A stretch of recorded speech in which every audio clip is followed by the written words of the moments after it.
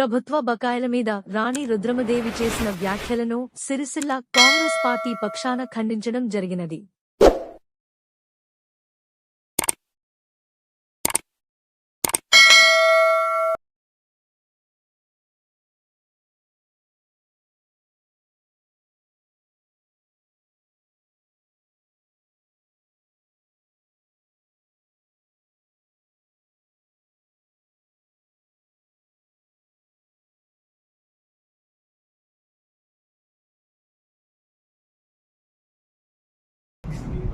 పాత్రికేయ మిత్రులను నమస్కరించుకుంటూ నిన్నటి రోజున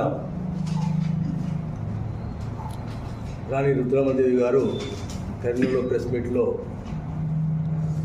మా పోరాటం ఫలితం వల్లనే 50 కోట్లు విడుదలైందని చెప్పడం జరిగింది.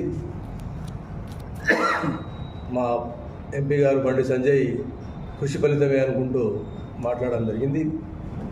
మరి బండి సంజయ్ గారు పద్మశాలీల గురించి ఎన్నిసార్లు సిరిసిల్లకు వచ్చిండు, ఎన్నిసార్లు వీళ్ళ యొక్క బకాయిలపైన చర్చించాడు, అంతకుముందు వీళ్ళ గురించి సాధక బాధకాలు ఏం ఆలోచించాడు 5 సంవత్సరాల లోపల అనేది ముందుగా ఆమెకు తెలుస్తూ తెలియదో మరి ఆమె తెలుసుకోవాలి.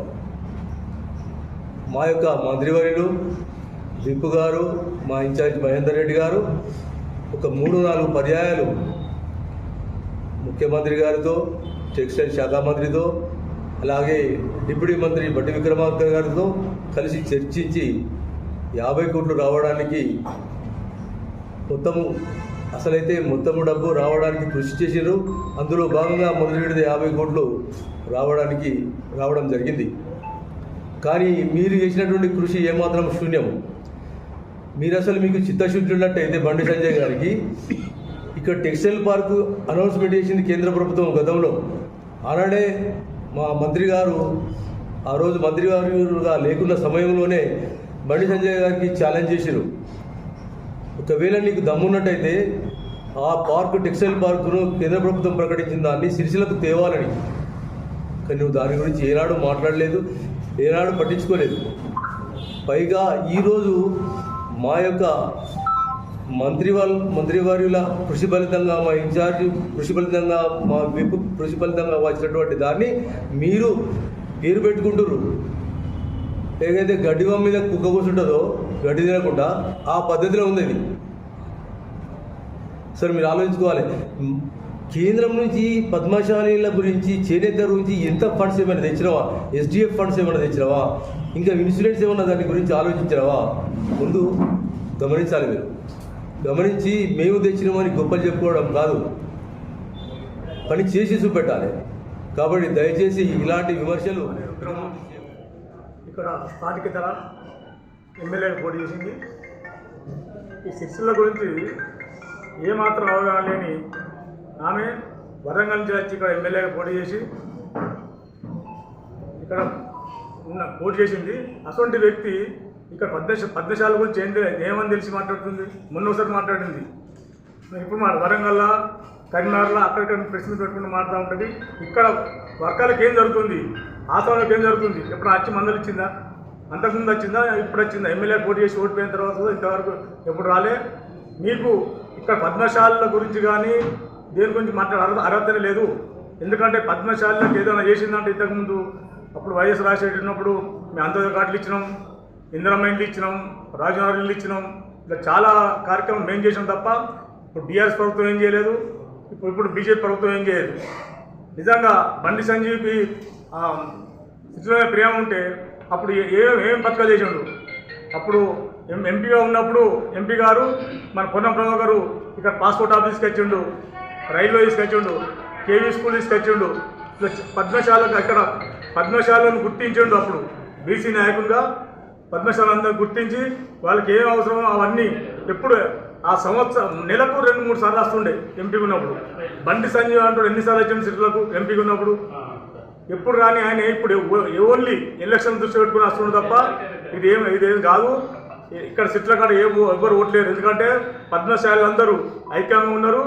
అందరికీ ఈరోజు పొన్నం ప్రభు గారు కానీ, ఆదిశీను కానీ, మన కేకే మహేంద్రన్న కానీ వీళ్ళందరూ మా కోసం చేస్తున్నది అందరు కార్మికులకు కానీ ఆశ్రమాలకు కానీ స్టేట్లకు కానీ అందరూ గుర్తించారు కాబట్టి మీరు ఏం చేసినా మీరు ఓటర్ ఐక్యాలు చేస్తే ఇక్కడ ఏం నడవది. తప్పకుండా ఇక్కడ పద్మశాలీలు అందరూ ఐక్యంగా మా కాంగ్రెస్ ఓటేసి మా ఏ అభ్యర్థి ఉంటే ఆ అభ్యర్థికి ఓట్లు వేస్తారు.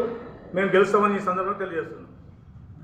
ప్రెసిడెంట్ వంటి మా ఉద్యమాలతోనే కాంగ్రెస్ ప్రభుత్వం వంచి మేము డబ్బులు ఇప్పించామని చెప్పడం చాలా విడ్డూరంగా ఉన్నది, చాలా తప్పు. నిజంగానే పద్మశాలి మీద ప్రేమ ఉంటే మరి కేంద్ర ప్రభుత్వం జీరో ఖాతా తీసుకొని మేము ఖాతాలో 15 లక్షలు వేస్తామని చెప్పి మోడీ గారు అన్నారు. మరి విని ఆనాడు బీజేపీకి ఓటేసి మరి బండి సంజయ్ ఎంపీ గెలిపించుకున్న పాపానికి సంవత్సరానికి ఒక్కసారి కూడా ఈ పద్మశాలం మర్చిపోలేదు. అసలు ఆసాంలో అంటే ఏం చేయాలో తెలికేనా తెలియదు. షేడ్ అంటే తెలుసా, కార్మికులు అంటే తెలుసా, ఈ పదాలు తెలియని వాళ్ళు ఎట్లా ఉద్యమం చేసారు చెప్పాలి. వీళ్ళు ఉద్యమం నిజంగానే ఈ సిరిసిల్ల ఈత పద్మశాలు బతుకున్నారంటే గత ప్రభుత్వం రాజశేఖర రెడ్డి గారు ఉన్నప్పుడు 14,000 అంత్యోదయ కార్డులు ఇచ్చిర్రు, ఇందిరమ్మ ఇల్లు ఇచ్చిండు, వీళ్ళకి సబ్సిడీ ఇచ్చిండు. అప్పుడు కేంద్ర మంత్రి ఇక్కడికి వచ్చి కేంద్ర మంత్రి ద్వారా అప్పుడు కరెంటు సబ్సిడీ 20,000 కోట్లు అప్పుడు మాఫీ చేయించారు. ఎస్ఎఫ్ఐ 19 కోట్లు మాఫీ చేయించిండు. మా పద్మశాలి మీద నిజంగానే ప్రేమ ఉన్నట్టు వాళ్ళకు ఉండబట్టినే ఈరోజు కూడా ప్రభుత్వం ఏర్పడి 4 నెలలు కాకముందు కూడా వాళ్ళు 50 కోట్ల రూపాయలు మా పద్మశాలకు నిన్న రిలీజ్ చేసిర్రు. చాలా గొప్ప విషయం. ఎందుకంటే అందరం కూడా గుర్తించుకోవాలి. పెట్టేటోళ్ళు పెట్టేటోళ్ళం కూడా చిన్నకుర్రి. ఎందుకంటే మేము అన్నం తింటున్నాం, మా అన్నంలో మనువేయకుండా మీరు వేరే పార్టీలు ఉన్నోళ్ళు మా కడుపు కొట్టకండి. ఎందుకంటే మీరు మళ్ళీ అదో తిట్లని మాట్లాడితే మరి వచ్చే పైసలు రావు. ఈ విధంగా మీరు మాట్లాడద్దు. ఎందుకంటే నిజంగానే మీరు చేసేది ఉంటే ఈరోజు కూడా కేంద్రంలో మీరు మొన్నటి వరకు ఉన్నారు. మరి ఎందుకు ఇంతవరకు మాకు ఏ పని కూడా చేయలే? ఆ దవాఖాన కేంద్రం నుంచి వచ్చిన దవాఖాన్ని ఈ రోజు కూడా మీరు ఎందుకు కట్టేయలేదు? ఆనాడు పొన్నం ప్రభాకర్ గారు మాకు ఏఎస్ఐ హాస్పిటల్ ఇస్తే అదే ఇప్పటికీ కిరాయిదాలు ఉన్నది. మరి 5 ఏళ్ళు బండి సంజయ్ గారు మా కార్మికులకు ఎందుకు ఆ దవాఖాన కట్టించలేదని అడుగుతా ఉన్నా.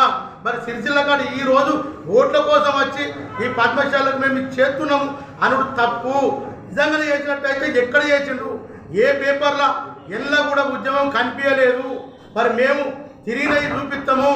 ఈ పైసల గురించి అందరం కూడా సిరిసిల్ల కాడ కాంగ్రెస్ పార్టీలో ఉన్న ప్రతి కులం వర్గం లేకుండా నిజంగానే కాంగ్రెస్ పార్టీ అందరిని కాపాడుకోవాలని, కార్మికులను కాపాడుకోవాలి, చరిత్రని కాపాడుకోవాలని చెప్పి ముందుకొచ్చి అందరూ కూడా కలిసి ఉండి ఈరోజు 50 కోట్ల రూపాయలు వేయించినాము. ఇంకా కూడా మా మాజీ ఎంపీ పొన్నం ప్రభాకర్ గారు ఉక్కు కవచం లేకుండి ఒక్క పైసా లేకుండా మీకు ఇస్తా అని మాకు సంఘానికి వచ్చి భరోసా కల్పించిండు. మరి మేము వాళ్ళ వెంబడే ఉంటాం. మీరు నిజంగానే మాకు ఇచ్చినట్టయితే మీ పోరాటాలు ఎక్కడ చూపిగిర్రి మాకు. నిజంగా మీరు మమ్మల్ని మళ్ళా ఇచ్చేటోళ్లకు ఇవ్వకుండా చేసి మా పుట్ట కొట్టద్దని మనవి చేసుకుంటూ, వేరే ఏ పార్టీ వాళ్ళైనా కాంగ్రెస్ పార్టీని విమర్శించే హక్కు మీకు లేదు. ఎందుకంటే ఇక్కడ మీరు చేసిన పని చూపి విమర్శించారు, దానికి మేము కూడా సిద్ధంగా ఉన్నాం. మీరు ఏం చేయకుండానే గట్టిగా వచ్చిన పైసలు మేము ఇచ్చినాం, మాకు భయానికి ఇచ్చారు అనేది మాట బంద్ చేయర్రి. దయచేసి పద్మశాలను మీ వెంబడి వేసుకొని అబద్ధం మాటలు మాట్లాడకండి.